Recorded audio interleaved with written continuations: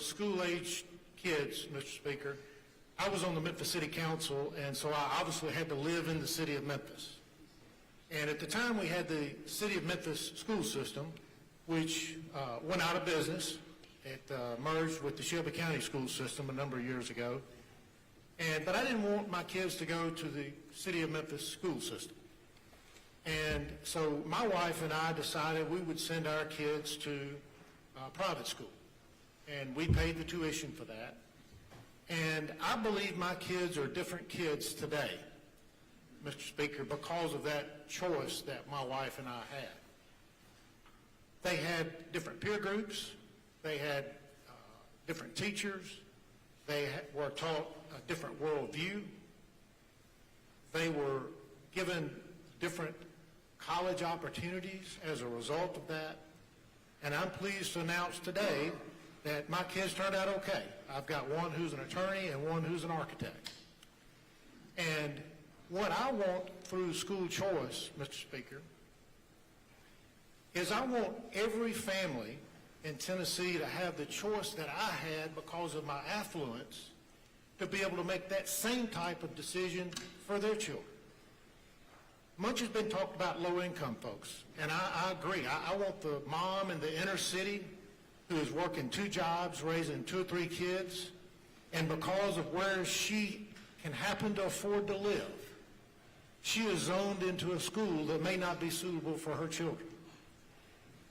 And I want her to have the choice that I had, to be able to make school choice, to be able to have her kids take advantage of this scholarship and send her kids to a school where her kids will have different peer groups, her kids will have different teachers, her kids will have be taught a different worldview, and her kids will be given better college opportunities upon graduation.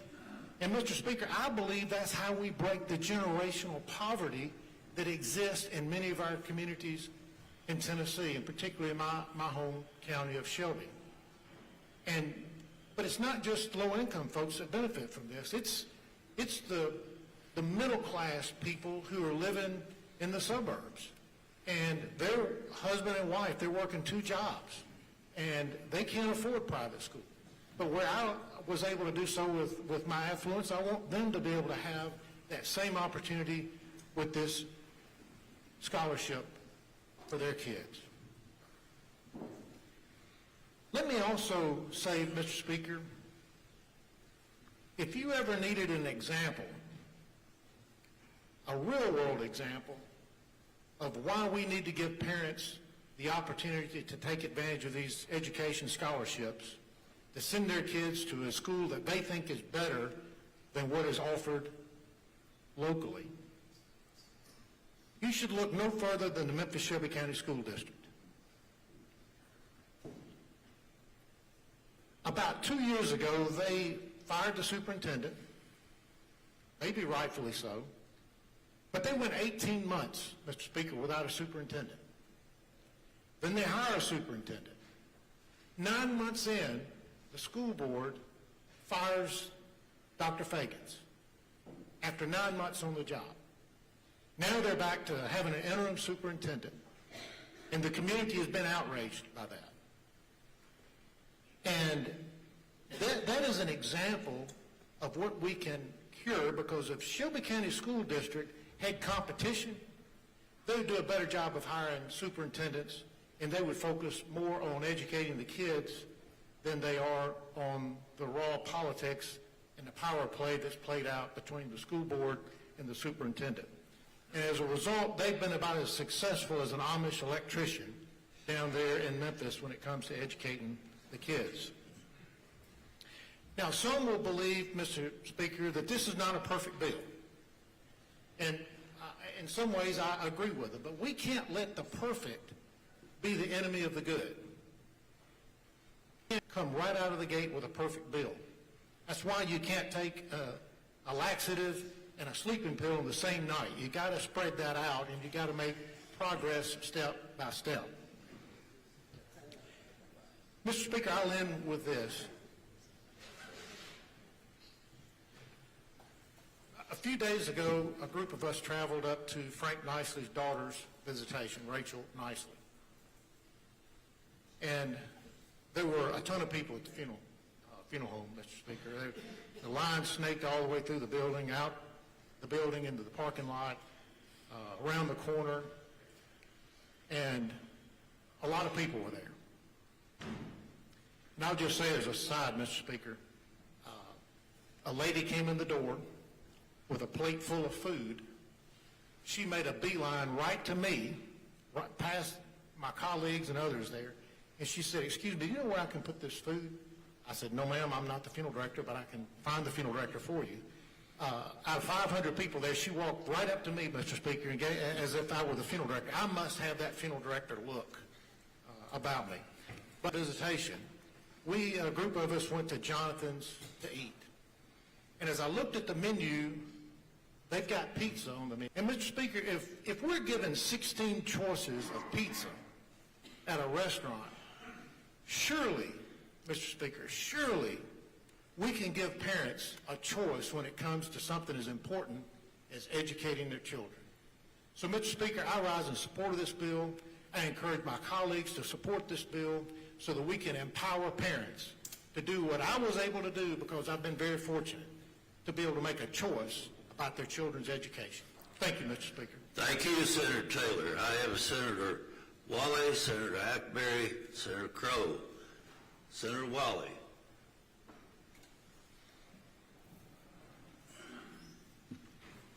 Thank you, Mr. Speaker. And I know we just heard about Senator Nicely a moment ago, and it's humbling me to be standing holding the microphone that he held for decades here. Left us with so many wonderful memories, and we still lift up his family in our prayer. Mr. Speaker, I rise today not to debate the bill, but to explain to my colleagues and our folks back in my district why I'm going to be voting against it. Mr. Speaker, like you and my colleagues, I cherish the words of Thomas Jefferson, which he, by the way, took from John Locke, who had written years before, and it's enshrined in our Declaration of Independence, that we as legislators, as the government of Tennessee, derive our power from the consent of the governed. Mr. Speaker, the vast majority of the citizens of my bill, I applaud those that have brought it. I think that there's positive elements in it. But, Mr. Speaker, as you've counseled me and others have before, it's my responsibility to listen to my district and, with their consent, vote on such a momentous piece of legislation.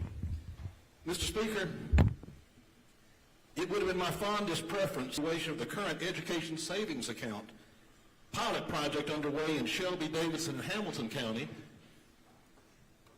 if we'd received that. Our legislature very wisely, Mr. Speaker, charged our comptroller's office, the Office of Research and Education Accountability, with evaluating that pilot project, with the first evaluation due January of 2026, about a year from now. We were going to see what this legislature had created.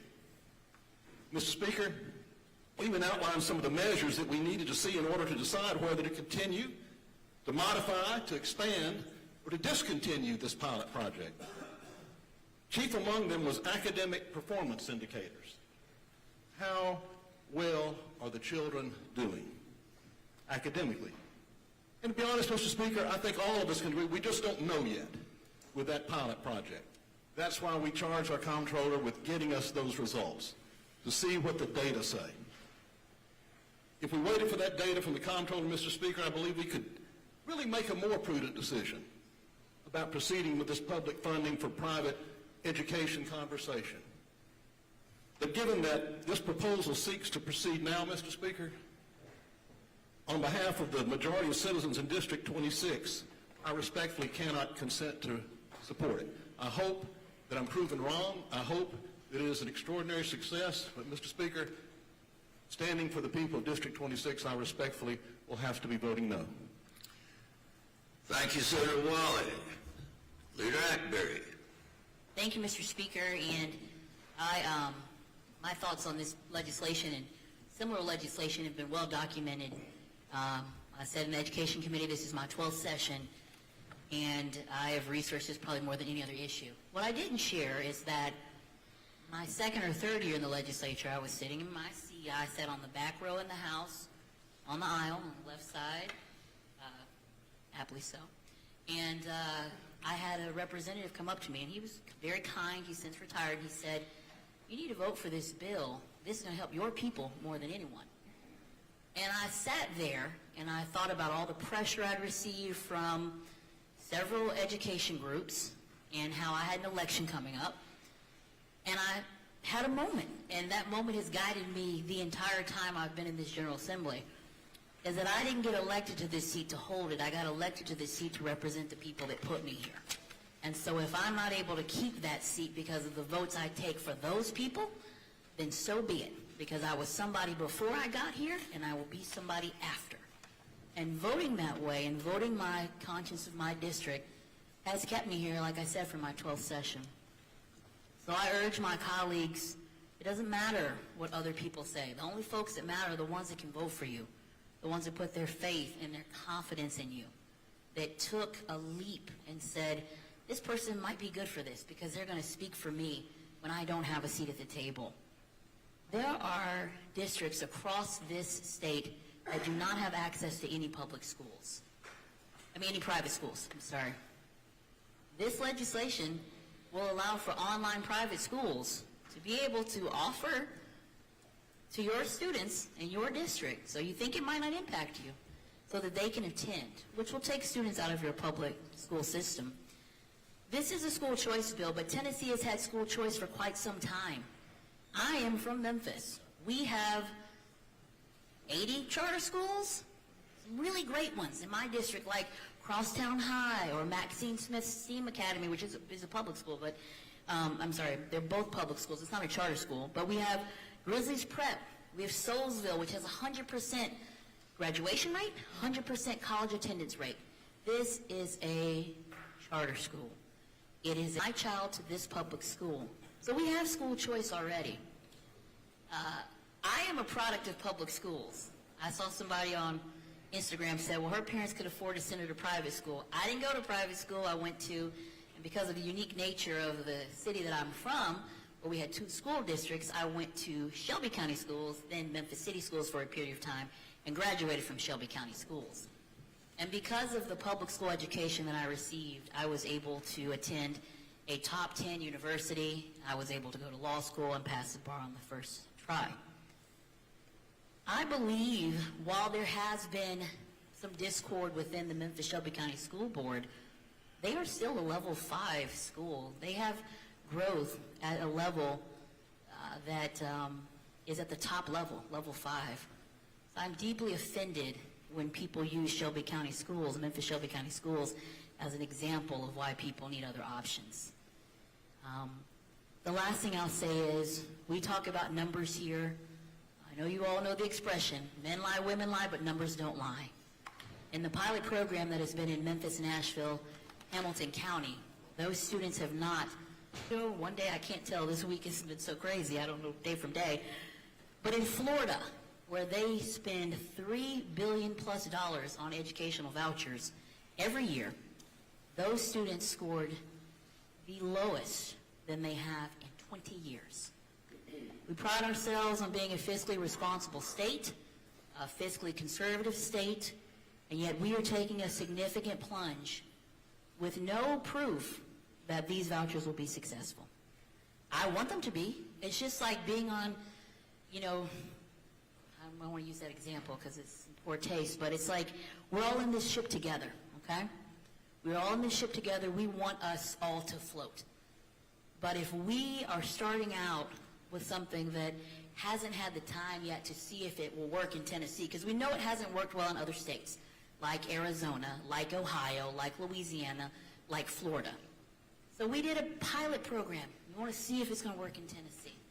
And for us not to even fully bake out those results and then expand statewide, and for it not just to affect underprivileged children, because that's the argument, well, we want to give those who don't have enough to do for themselves, we want to give them a hand up, not a handout, a hand up. But half of these voucher scholarships will go to folks regardless of their income. Whether you are literally a billionaire, millionaire, or you just are trying to make it, you will be able to take advantage of this scholarship.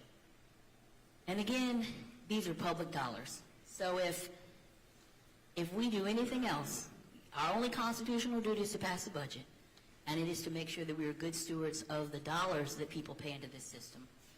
Those are my comments. I know folks are going to vote how they vote, but I'll just leave you with that last point. One, we want to vote for something that has a track record of success. If we already have a pilot, why not see it through? And two, vote your district. It does not matter who donates to your campaign. It does not matter who threatens to primary you, because you're here for a reason. You're not here to hold a seat. You're here to represent the people who put you there. Thank you, Mr. Speaker. Thank you, Leader Hackberry. Senator Crowe. Thank you, Mr. Speaker. Like Senator Taylor, I think it's important for this body and my constituents to understand my reasoning. Like Senator Taylor, I've decided to vote for this bill. And, Mr. Speaker, as you know, I have struggled with this. I met with you the first of the week and told you I couldn't vote for it. Remember?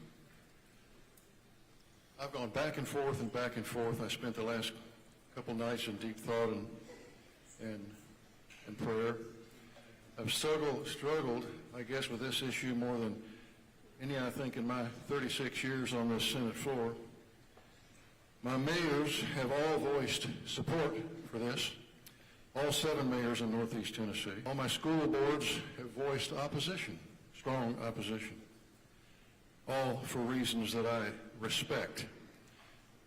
Like Senator Hackberry, I too want to represent my district's feelings. I've always understood we are a representative form of government. In my district, I remember last year we had the Republican women here, this last year, the year before. The tables, remember how large those tables were? They were full. Half the table wanted it and half the table didn't. That's like my district. It's pretty much a 50-50 proposition. And so I've spent the last week or so trying to figure out deep in thought what to do here. I put some thoughts down last night. I can't think of issues that have brought more passion and heartfelt opinions, I don't think, than the question before us today. I know whatever we do will please some that we represent and truly disappoint others. I know they all truly care for our children, and I've tried to listen to them all. Our focus, I think, needs to be on the kids and what's best for them. So the question at hand seems to be, do we vote to give parents the option of choice? That seems to be the question, but is this the wrong question? I thought to myself last night, is this the wrong question? If we believe this, then we believe that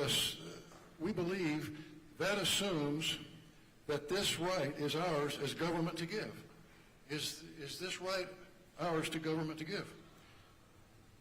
I know that most of us in this chamber believe our rights don't come from government, they come from God. And if we believe that, we have to assume that our role is to decide where and when government gets between a parent and their decisions about their children. We've made it clear that there are situations in government that government should get between parents and their child, such as when parents are abusing their children and other situations like that. But in this case, we are being asked whether government has a role in getting between a parent and their child when it comes to the question of where that child should be educated. Mr. Speaker, I've come to the conclusion that it is simply not the role of government to impede the parents' right to make these choices for their children. Today, the government tells parents their children should be educated in public schools. If the parents have the resources, they can decide to opt out. If they don't have the resources, then government would have made that decision for them. and their children will go to public schools and essentially have no other option except possibly homeschooling. So, Mr. Speaker, if we believe in choice, then this really means some do and some don't. So I have come to the conclusion that parents should have the right to choose for their children, and that government has a very high bar to jump over if it wants to inhibit that right. So now, Mr. Speaker, setting aside that fundamental belief that ultimately the parent has that right not from government but from God, I also believe that this bill does take important steps to protect our public schools. And so I applaud the governor and the sponsor of this bill, Senator Johnson, for realizing the very legitimate concern of our school boards that they have about sustainability of funding for our public schools. I can't think of any other service where government is willing to ensure, as this bill does, that funding stays in place despite whether the people using the service choose to seek it somewhere else. So thankfully, this bill provides for that stability, and I know the quality of schools in my district, and I know because of that quality, I believe that parents will continue to take advantage of the investment we have made in those schools and will continue to make in our public schools for the really good teachers that we have up in my district and in many places in this state. So, Mr. Speaker, I don't see the recognition of parents' rights as a threat. I really struggled, as you know, with this decision, mainly because I trust my school board members and others who oppose this bill. I trusted them to run this system. Sometimes we have to make a decision, especially when we know our districts are split the way many are. But my struggle ended when I asked myself that fundamental question: is the government's role to give rights to parents, or is the government's only possible role here to inhibit the parents' rights to make decisions on their children? Mr. Speaker, this is not a perfect bill. This bill, parents have not lost that right with this bill. So I remain committed to supporting every possible effort to see that our children are provided with that high-quality K-12 education that ensures that they can graduate high school or career ready. And so, Mr. Speaker, thank you for allowing me this time to speak. I appreciate it. Thank you, Senator Crowe. I have Senator Massey, Senator Oliver, Senator Yeager, Senator Lowe, and Senator Campbell. And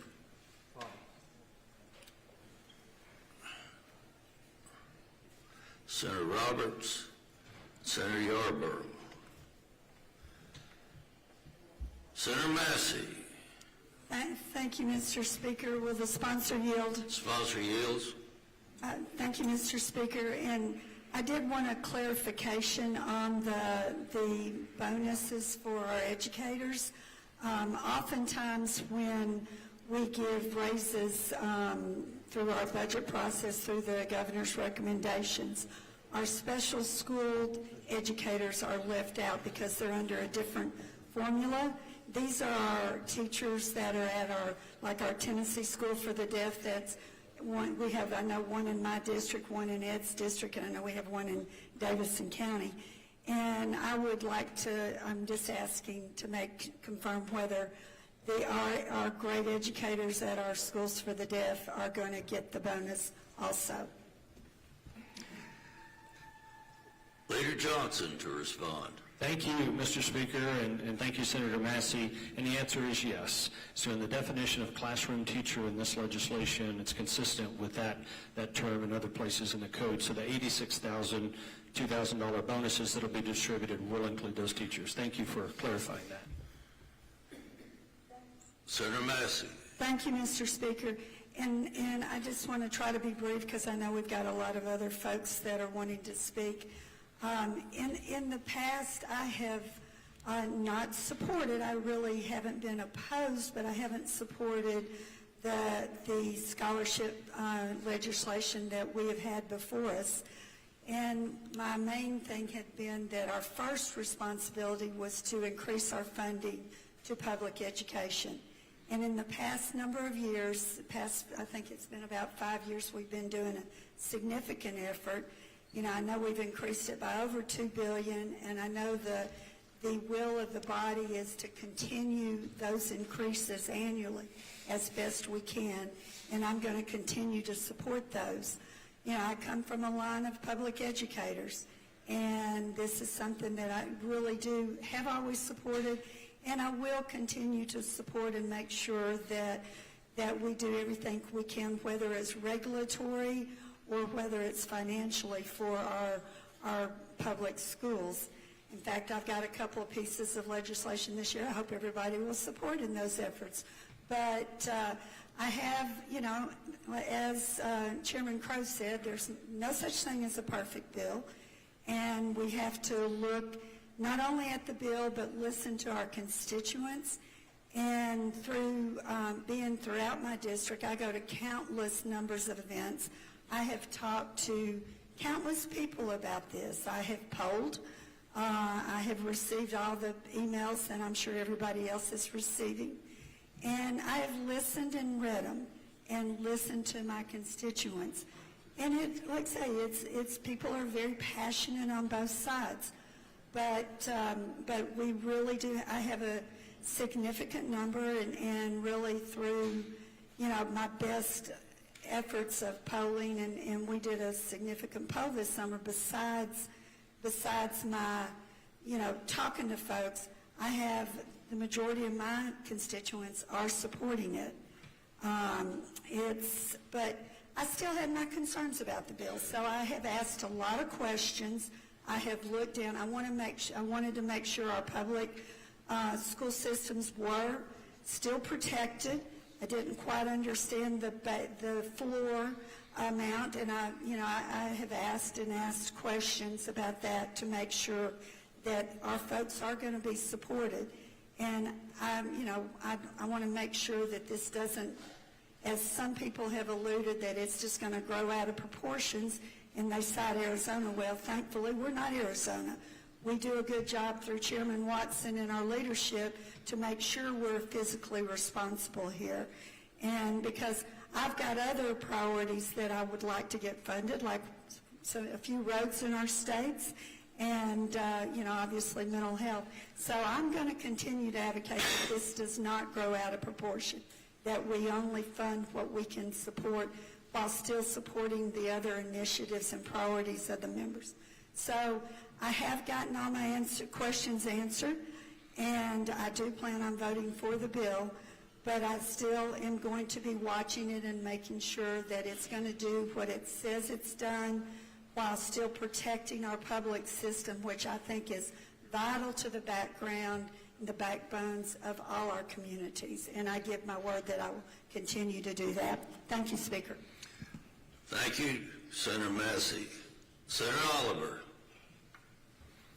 Thank you, Mr. Speaker.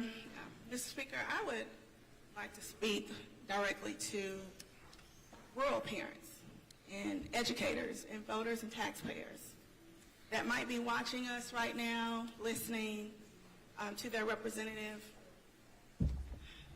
Unfortunately, your representative has reneged on a promise legislated about the ESA, the Education Student Accounts for Davidson and Shelby County. And that vote was so close, the House held the vote open to convince and strong-arm members to vote for it. And they promised that this voucher program would never come to your rural county. And then we added Hamilton County a couple years ago to the pilot program. And now here we are 4 years later, reneging on that promise. And now we're coming to your districts with this program that you did not ask for, that you're begging us not to pass. It was only a matter of time before we would come for your kids. Billionaires who don't live in this state pressuring us to pass this legislation, threatening, writing op-eds, threatening members if they don't pass this, re-election is on the chopping block. We don't answer to billionaires. We answer to our districts. How is this fair to rural counties who are, in my opinion, after I've studied and studied this bill, will be harmed the most? I went on a local radio, and I can't think of one pro. I can't think of one benefit where this legislation is a good idea. And I might sound like a Republican right now. Because I can't even think of one business case. There's not a business case for this legislation. Even the Tennessee Business Roundtable has written us to say, don't do this. It's not a good idea. Public schools educate the majority of our kids who will then become our workforce. Even in rural districts, in a lot of rural districts, the school district is a majority employer. So what happens when these kids start leaving their public school for a private school? The classrooms are going to shrink. So that teacher might not have a job. Is she going to go work at Dollar General? What are we doing to our rural public school districts with this bill? Even if I was a CEO of a company and I presented this voucher program to my shareholders, like, I would have data to say the pilot is failing. We don't have the data to prove that it's better. And now we're going to expand into other markets? They're going to laugh at us. They're going to laugh at me if I present this as a CEO to shareholders. So there's not a business case for this. Secondly, there is no fiscally conservative case for this legislation. The fiscal note on this will bankrupt our budget, our state budget. We're thinking about the short-term gains, but the long-term gains, look at Indiana. Copy and paste legislation of what we're passing here. They are now putting up $1 billion to spend on 10% of their student population. $1 billion. Because what we know is they started with a pilot program and then they blew it up and opened it to everybody. No cap. So down the road, is that what we're going to do, is open it up to everyone? And then the admin cost in our own fiscal note shows that this is not fiscally conservative. We're going to grow our admin costs from $2 million to possibly $4 to $5 million every year. And then third, there is no small government case for this legislation. Since when do we make laws for the 2%? We're supposed to constitutionally bound to provide a public good in education to all Tennesseans. And we're only going to make a program for 20,000 students? Since when do we expand entitlement programs for the wealthy few? Because even in the fiscal note, it showed that 65% of the people that will take advantage of this program will be kids already in private schools or who already make and are affluent. And third, there is no policy case for this legislation when 51 out of 95 of our counties do not have a private school or small or a few at all. So these rural parents that you're representing will be sending their tax dollars to districts like mine in Williamson County so that their affluent parents can pay and take their kids to private school and subsidize their already private education. So who does this program really benefit? I can't think of any. Now, I want to say I don't have a problem with any family that wants to send their child to a private school. I don't have anything against private schools. I don't. But I do have a problem because we are creating scarcity in the market. We're creating an environment of scarcity with only 20,000 slots for people in public schools, which is leaving empty promises, not only for our rural parents that don't have a private school to send their kid to, but also the urban parents who won't even be guaranteed that their child will get into a private school because they already full. And the sponsor defend this bill by using a mythical single mother from Memphis working 3 jobs who's going to benefit from this bill, from a school voucher scholarship. And I'm deeply offended that we would use a single mother. You don't know the plight of a single mother. I do. I was raised by a single mother. I am one of those 3 children that was raised by a single mom. I know that life. I know what it's like to struggle. I know what it's like to live off of food stamps. And I know what it's like to watch my mother go to work in the public schools and then go to school at night to get her special education degree. She graduated the same week I graduated high school. I'm a product of public schools. I went to all 3 of my zone high schools, elementary, junior high, and high school.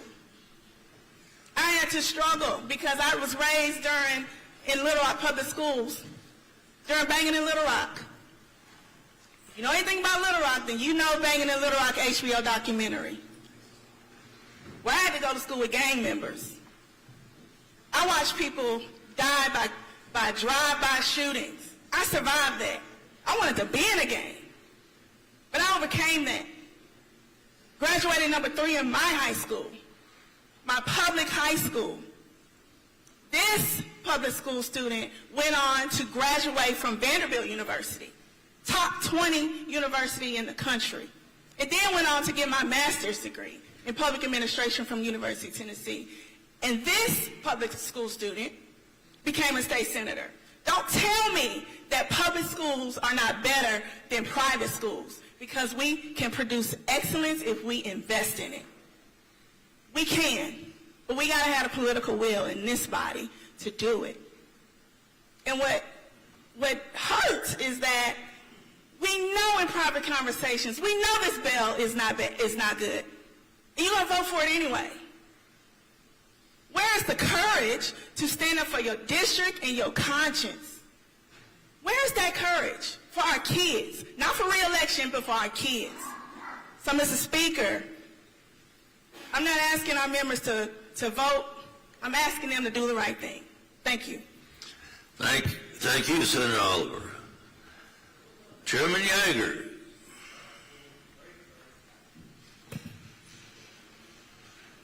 Thank you, Mr. Chairman. I just have a few words to say today in support of the bill that will provide freedom scholarships to boys and girls, young men and women across the state. But first, I want to answer a comment that was made by my colleague from Davidson County. I just want to say, Speaker, I know all about single moms. My daddy died when I was 4 years old. My mom worked her fingers to the bones to keep me and my 3 sisters together. It fell, the wind would blow through the house. So don't tell me about poverty. I was there. But the one thing my mother did, she kept us together, and she encouraged me daily to get the best possible education I could. She never had that education because she had to drop out of school in the 6th grade during the Depression so she could feed her brothers and sisters. And if she were here with me today, I know that she would strongly support the right of parents to control the education of their children. And that is why I strongly support this bill. I might say, too, Mr. Speaker, that maybe you don't know, I'm a former classroom teacher. I taught in the public schools of Tennessee. I taught for 5 years. In your high school, I tell people today, I taught 7th grade, and if you can do that, you can do anything. But I stay in touch with my students even to this day. It was such a great experience for me. And when I taught in the public schools, Mr. Speaker, I saw firsthand the importance of the role of parental involvement and parental choice in the life of their children. I could see that in the children that I taught, those parents that were involved in their children's education. So I strongly support the bill because the education freedom scholarships will encourage parental involvement and will improve academic performance and the self-esteem for those people, those young people. You know, there are good public schools in Tennessee, Mr. Speaker, and I'm very proud of the schools in my district. We have good schools. I spoke to all of my school directors this morning. But we have 147 school districts in this state, and not all students have the same access to quality education. And House Bill 6004 fixes that problem by authorizing a universal school choice. Some of you may know that historically I've not supported this concept. I voted against the last years. I voted against the bill, Mr. Speaker, because I was concerned about the bill, then the effect on the revenue of the school district. Governor Lee recognizes that issue, and he's fixed the problem. When enacted, this bill will hold schools harmless. For example, there are several I could use, but for example, if a student takes a scholarship and then disenrolls from public school, the state contribution will stay the same with the local school system. No school will lose funding because of the implementation of the Education Freedom Scholarship. This bill, this scholarship, this proposal celebrates the independence of the individual. It celebrates the ability of the individual to make his own decision. It celebrates the right of a parent to have control and a voice in their children's education. This bill, Mr. Speaker, is on the right side of history. I want to be on the right side of history. I'm voting yes, and I encourage my colleagues to join me as we vote yes to give parents greater input in the education of their children. Thank you, Mr. Speaker. Thank you, Senator Yeager. I have Senator Lowe. Thank you, Mr. Speaker. I rise in support of the bill, and I have watched for almost a year while the opposition to this legislation has thrown anything against the wall to see what sticks, even down to conversations where folks who don't agree with conservatism want to argue conservative points. It's like hearing an agnostic try to preach to you about the Bible. Is there truly an understanding there? Anybody can follow me in my writings and even academic works back to mid-2000s and see that I've been a supporter of school choice. I ran as a school choice candidate. I'm probably one of the few on the floor that's not. About 1988, when I was a 7-year-old child held captive in a public school from a low-income family. A father that never finished school, and held captive and accosted, physically accosted, where parents met with educators, and that's when I realized, and that was my first experience by affluent people, how much I should love my captivity, how appreciative I should be of what I had to be. The government was ordering me to school, and because of the government's laws around where I had to go to school, holding me in a chair in a classroom. And when we challenged, could we move, could we do something, the answer was no, and that I should be grateful for the situation that I was in. I emerged from that situation using my fists. Some might argue I never quit swinging. And I too could preach about coming from a background where parents didn't go to college. And I went all the way to graduate from our flagship institution with a PhD, so I appreciate public education and what it did for me. But I, as an 8-year-old child, really would have appreciated an opportunity to be somewhere else. In that moment, no matter of philosophical debate, The arguments of affluent people on how much I should appreciate that scenario didn't matter to that 8-year-old kid going home with a bloody nose. It didn't matter.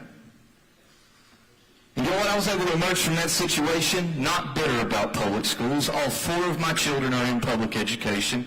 One of them graduated public education, and I am grateful for the public school systems that I have in Southeast Tennessee that my children were able to enjoy. I'm grateful for those systems because they provided a different atmosphere and environment. And I'm grateful for those public school systems who, within the confines of our current law, have allowed parents to utilize some measures of school choice. This bill ultimately allows us to expand that to give parents even more control over that option. So as all these assumptions are made about who we're influenced by and who we're directed by and who we're pressured by, I'm pressured by a memory of an 8-year-old child. That's who I answer to. Nobody polled that kid, and that kid lives today. That little girl lives today. That child exists today, and they're in your school districts. And they're held captive for the money they bring to that particular school. Not only are we liberating that child from that particular situation, this bill actually goes one step further. It liberates public schools from having to worry whether that child's in the seat. The hold harmless provision sets a floor, a historical move for any state in this nation, a historical commitment to public education. We have the opportunity to do for both win-win situations here. But you want to know who pressures me now? It's the memory of an 8-year-old child who didn't care about all the philosophical arguments. Now, we have polled it, and we have listened, and we have resolutions from school boards, and I will admit, as I read the resolutions from a few of my school boards, I just heard that administrator in my elementary school say once again how much I should love my captivity.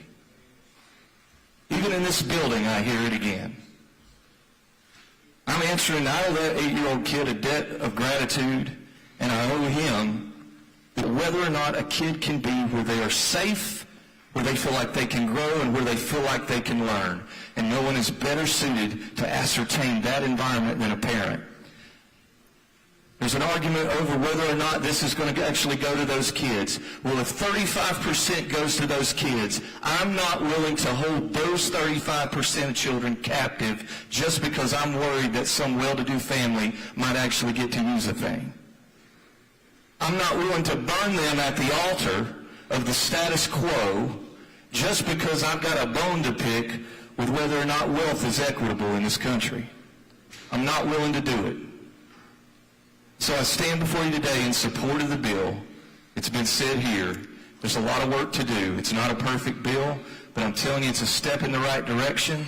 And 35 years ago in my school system, I would have loved for a legislator to have stood on the floor that managed that school system and oversaw that system and voted yes to a bill like this today. Thank you, Mr. Speaker. Thank you, Senator Lowe. Senator Campbell. Thank you, Mr. Speaker. I spent a lot of time studying this issue as well, and we've talked a lot about the finances of it, and we've talked a lot about the logistics of it. So I'd just like to address the outcomes versus the ideology. This legislation is an assault on the American dream, and it looks like it's probably going to pass today, but it's a broad and devastating blow in the culture war on truth and science and education.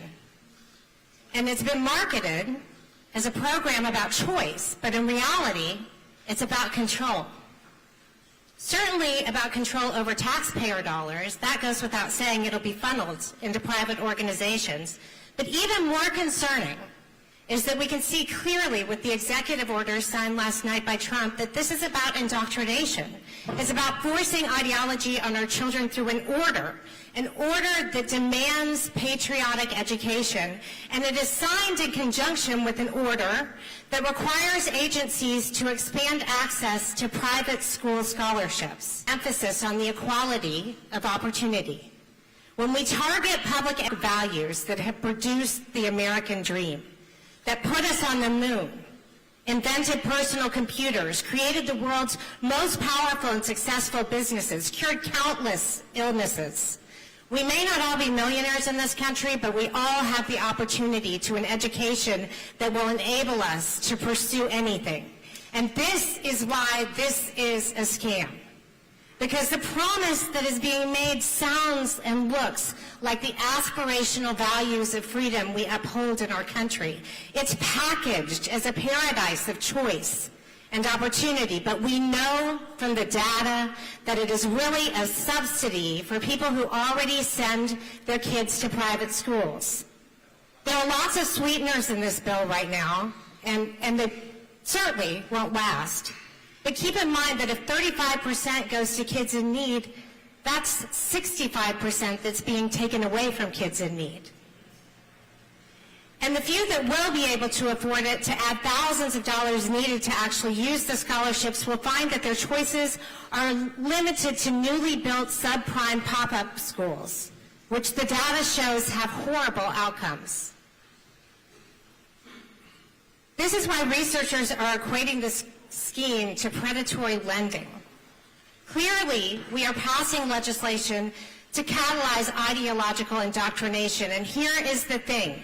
When we critical thinking, these are the policies of dictators. This is what we see in North Korea, Afghanistan, not even allowed in education and are killed for speaking their minds. And this is not a crazy, alarmist, libtard concern. It is not, because we are seeing Christian nationalist groups like Contamunda in Gainsborough and the Highland Rim Project who have moved to Tennessee because of policies like this, who claim alliance with this Project 2025 agenda and who have stated that women should not be educated. They have said that women should not be educated. At the core of this bill is the drive. I know that Tennesseans don't want this. Most of them have no idea this is even happening. Most of them have reached out, or the people that have reached out to us, I have not had one single person reach out to me in my office and say that they are for this. I've had a lot of emails, group emails, but not one single phone call. 55 counties, dozens of organizations across the state have sent in letters of opposition, resolutions, and pleas not to pass this.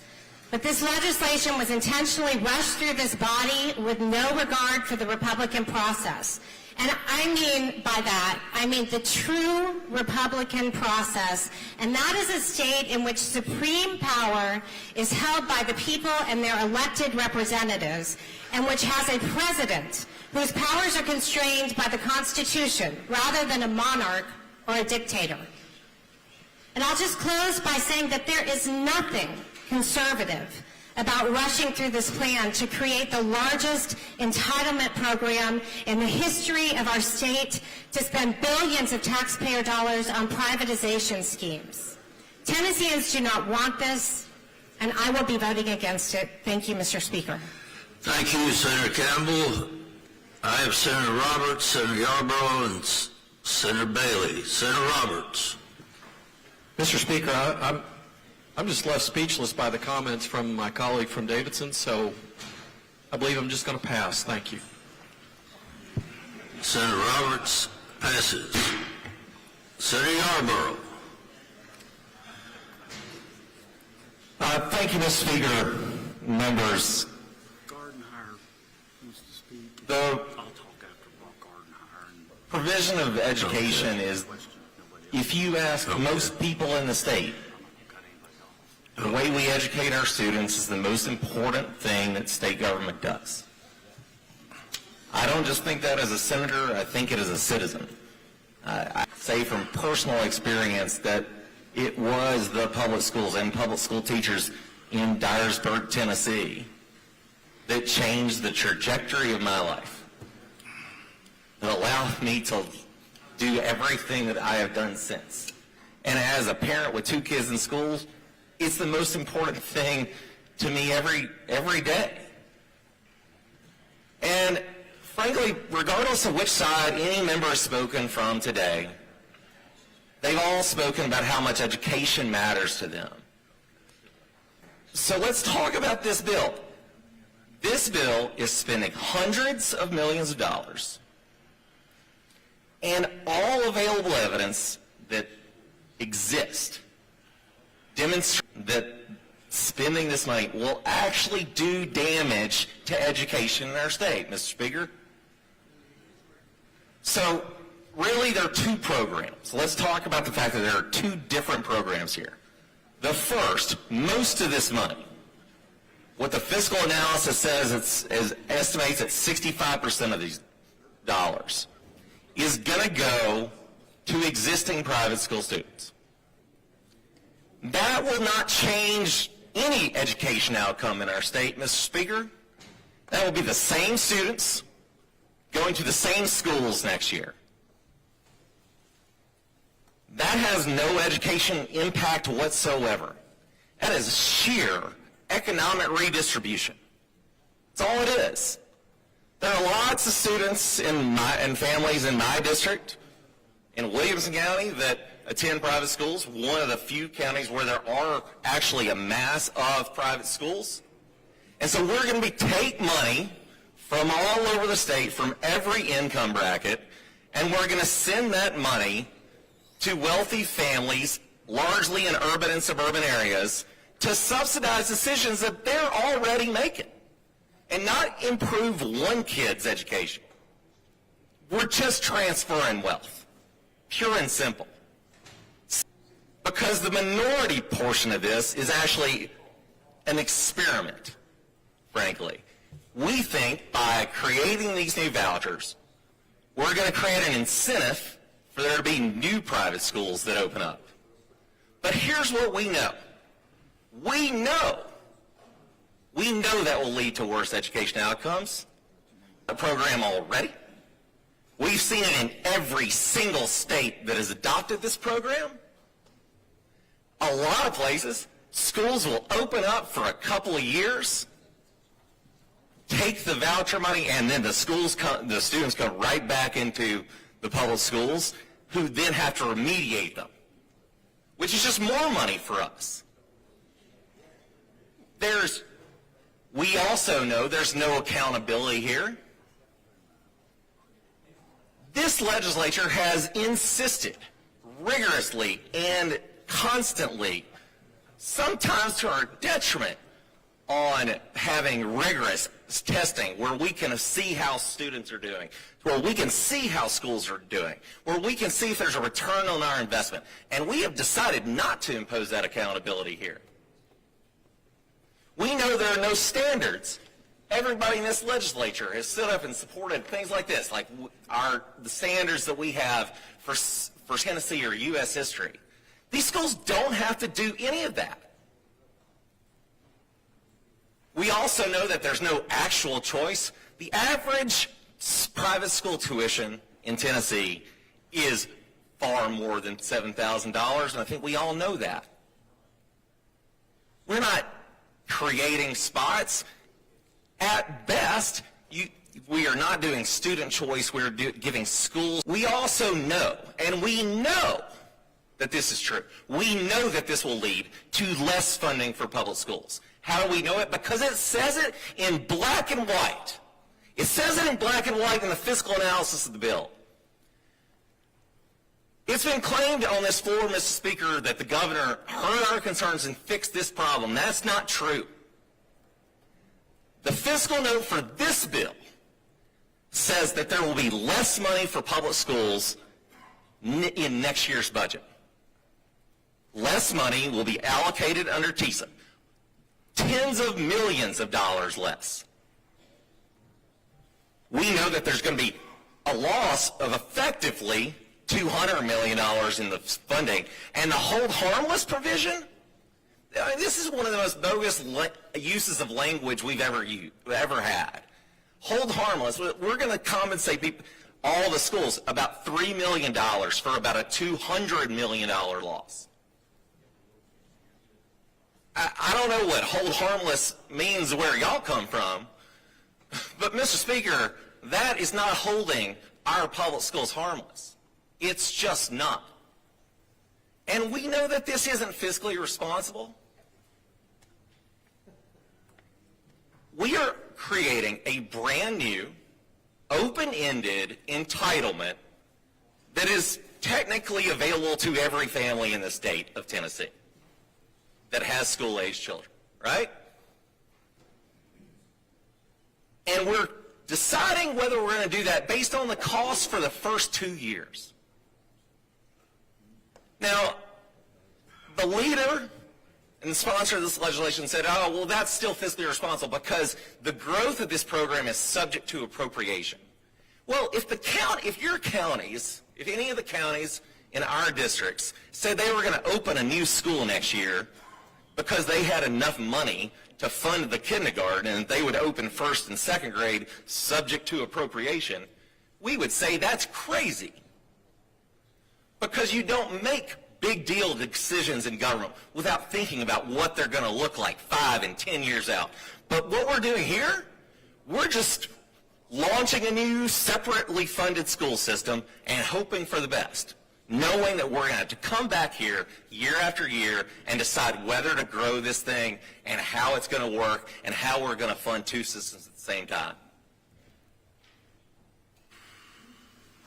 For doing this, what we could do, we could fund $7,000 vouchers for every 3-year-old and 4-year-old to go to pre-K or child care.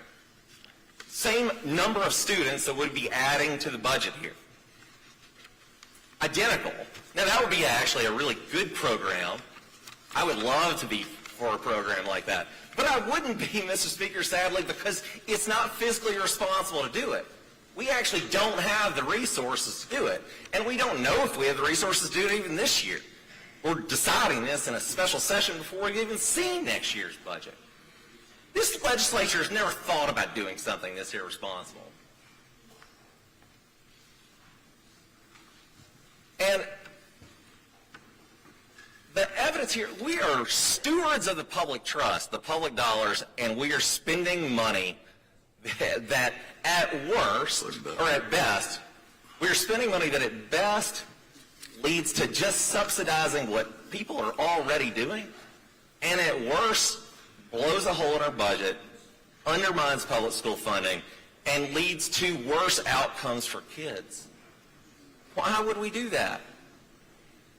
Now, I don't doubt that there are members in this room who believe firmly that this is the right thing to do, and I would never ask them to do anything counter to their conscience. But this is a moment, the rare moment, Mr. Speaker, when every person in this chamber could be the deciding vote on something that really matters to the future of the state. Every single one of us could be the deciding vote on whether we go down this path or not. And all I ask, Mr. Speaker, is that when people are making that decision, they think about why they ran for office in the first place. And whether they think that this is genuinely the right thing to do for their community, for the kids in their community, for the schools in their community, for the future of the students of the state, and the future of all of us in the state. And I just ask that people vote and do the right thing. Thank you. Thank you, Senator Yarborough.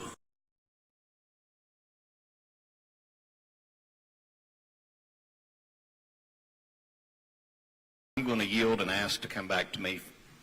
Okay, without objection, we'll do that. Senator Gardenhire. Thank you, Mr. Speaker. I've been for vouchers since 1970, when I was on the National Board of Young Americans for Freedom.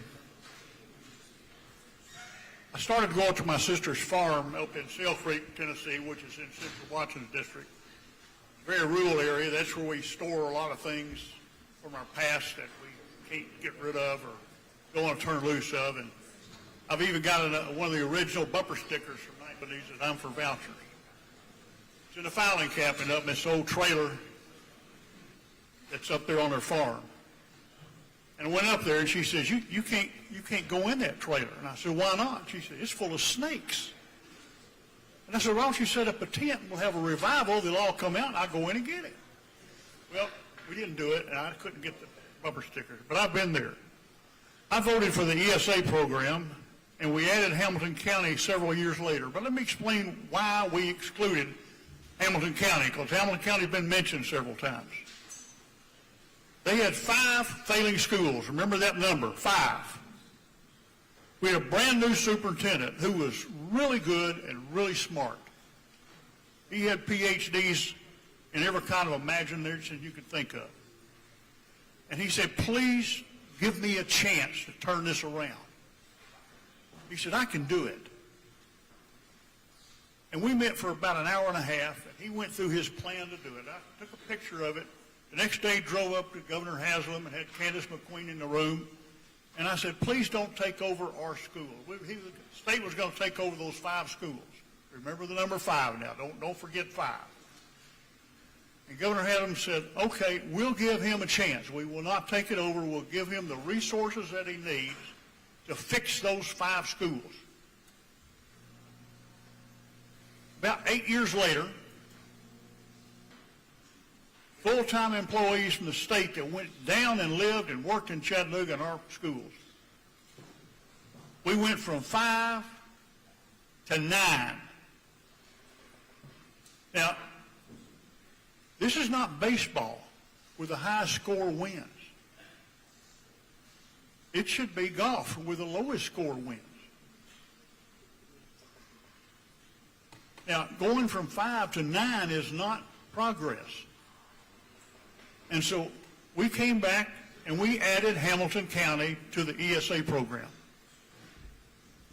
Now, I've visited some schools, small private schools and larger private schools that are taking advantage of the ESA program. And some of those kids came out of failing schools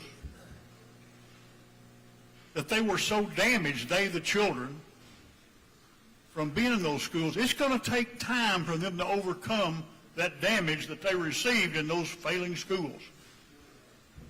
And therefore, when people say, well, it's only been going for 2 years or a year and a half, and they don't measure up to everybody else, well, of course they don't. They didn't have a chance to overcome the problems that they got while they were in those particular schools. Now, I went to public schools. I went to more public schools than anybody in this room. And it wasn't by choice either. I got kicked out and failed and everything else, but I went to a lot of them. I ended up at Chattanooga High School. We had more National Merit Scholars in my class than Baylor, Macaulay, and GPS combined. Now, I wasn't one of them, but we had them in our class. I met with Governor Lee back in August of 2023 in my district office in Chattanooga. And I told him then that I was for the concept of school choice. But, as you've heard this phrase before, the devil was in the details. I met with Governor Lee 8 days ago when I told him I was a no vote on this bill as it was at the time. He asked me why. By the way, he was very gracious, very understanding. And I gave him my reasons. I also told him I did not vote for concepts, only on actual bills.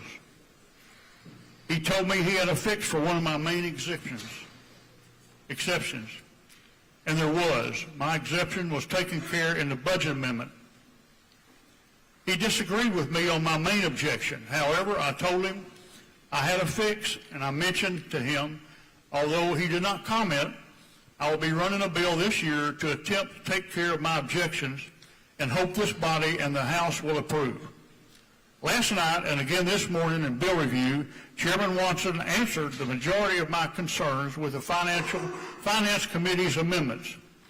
My background has been in business, and I am and will always look out for the decisions in a business sense and what is good for the citizens of the district that I represent. As most of you know and observed this week, if I believe in something, I'm not afraid to take a stand and stand my ground. Up until this morning, I was been a no vote. But the majority of my concerns and objections, I think I misled them. But it was not on purpose. I will be voting for this bill. I yield to Senator Bates. Thank you, Senator Gardenhauer. I have Senator Stevens. Senator Stevens. Thank you, Mr. Speaker. And I want to briefly just highlight one aspect of this legislation that hasn't been highlighted and is important to me, but it's also, I think, important to a number of people across the state. I guess we've lost our resident historian in the Senate, so I always like to put a little bit of perspective on things. But we're founded, public school they called it, or common school back then, but they were founded in order to enable children to read and understand the religious texts, but also to the laws of the nation. We're a nation of self-governance, meaning we're going to have to either be governing ourselves or we'll be governed from external sources. And so our founders were really strong in believing that not just in education for education's sake, but they believed in education for civil government's sake, or civil order. And so, morality was part of that. In order to have that self-government, morality is an important part of that. The Northwest Ordinance, religion, morality, and knowledge being necessary to good government and the happiness of mankind, schools and the means of education shall forever be encouraged. On and on and on. I believe the purpose of education is to foster a virtuous citizenry capable of self-government. So what this bill does is it opens a door for people who may not be able to afford an explicit religious education in line with their children's values, constitutionally. 2002, Zellman versus Simmons Harris, 122 Supreme Court, where a government aid program is neutral with respect to religion and provides assistance directly to a broad class of citizens who, in turn, direct government aid to religious schools wholly as a result of their own genuine and independent private choice. The program is not readily subject to challenge under the Establishment Clause. So parents who can't afford to homeschool, they have to work. Parents who can't afford a private school, this is an opportunity for them to send their children to a school that's... And so for those parents, I'm glad to stand up here and just give them this opportunity where they can go to a school that's in line with their values. And there are things that can be responded to by teachers in public schools. But I've known plenty of teachers in my Sunday school class, friends with, they regret that children aren't always given the chance to hear the full story. They have to shade it for fear of, not understanding it. So for example, well, I won't get into that. But Mr. Speaker, I just wanted to highlight this is a historic day for the state because it is a statewide opportunity for parents across the state who want to choose a different educational setting. I'm not making a normative decision on what's better or what's different. I'm just saying it's a better choice for that parent. And if we can support parents who want that opportunity for their children, I'm glad to do so. Thank you, Mr. Speaker. Thank you, Senator Stevens. Appeals to Senator Crow. Senator Crow. Mr. Chair, just very briefly, I just feel the need to really follow up on what Senator Stevens said, really just boil down what he said was, it was said on this floor earlier that this bill is for the rich. It's actually the opposite, exactly what he's saying. This bill, not for the rich. Thank you, Senator Crow. Senator Watson.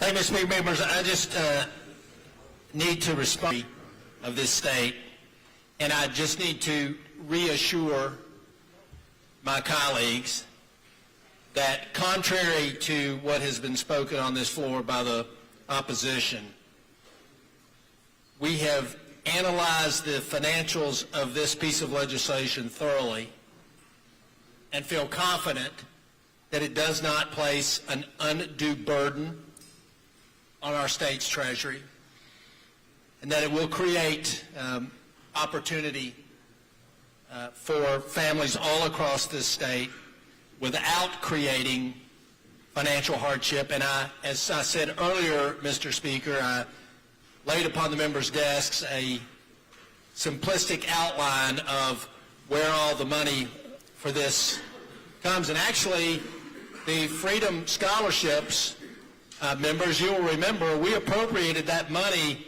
last year, or in the budget that we're in now. It's been waiting for this, so that's not any new dollars. The gaming revenue that is used is not part of the scholarships. The gaming revenue is for capital projects. We have put in safeguards to protect the law before any resources are available for capital. The funding floor will come from future tax revenues of the state, but it's a very small number. It's $5 million in terms of the total budget. The teacher bonuses, many members on finance will recognize that this is one-time money, which we are drawing from reversions in this year's budget of money that has been unspent. So in essence, it is money that has already been appropriated by the state and already provided for in the budget. The $17 million for grants will be from future revenues, but again, in the grand total of a budget that grows at somewhere between $300 and $400 million a year, $17 million to reward high-performing school systems doesn't seem to be an unreasonable amount, and quite frankly, has been a discussion on this Senate floor for a number of years from a number of different members. This bill is there to help fix a funding issue that has existed and exists in Sevier County. So, Mr. Speaker, members, this bill is not perfect. No legislation is, but this bill creates, and this is really important for yours who may be struggling, you support school choice, but you're trying to decide if this is the right bill. Think of this. This bill creates a framework of school choice that we and future legislatures can refine and improve upon. But we may never have that opportunity if we do not act today. If you are here and you support school choice and you are waiting for the perfect bill, you will spend your entire legislative career waiting for the perfect bill because they do not exist. The opportunity to advance school choice in Tennessee is supported by the majority of Tennesseans, and it may not exist in the future if we do not act today. Today. Not in the next legislative session or not with the next governor, but we need to act today. If you support school choice, again, as most of the majority of Tennesseans do, if you believe that parents and families should have a say in their children's education choices, which has been argued on this floor today, if you align with the current presidential administration and their views towards school choice, even today as the president has announced the expansion of federal funding for states which have involved themselves in the school choice movement, if you believe in the business argument that competition makes everybody better, then I say to you, you must support this bill. Even if you have concerns about it, it gets the school choice option before us, and it gives us something to work with and improve upon. So I say, Mr. Speaker, if not now, with this body, when? Today's the day. I encourage members that support school choice, that support parental choice, that support family choice, that support education choice. And quite frankly, I'm a little bit taken that everybody believes that anybody that is in private education is wealthy. If that's what you believe, then you haven't been to very many private schools. Because in private schools, you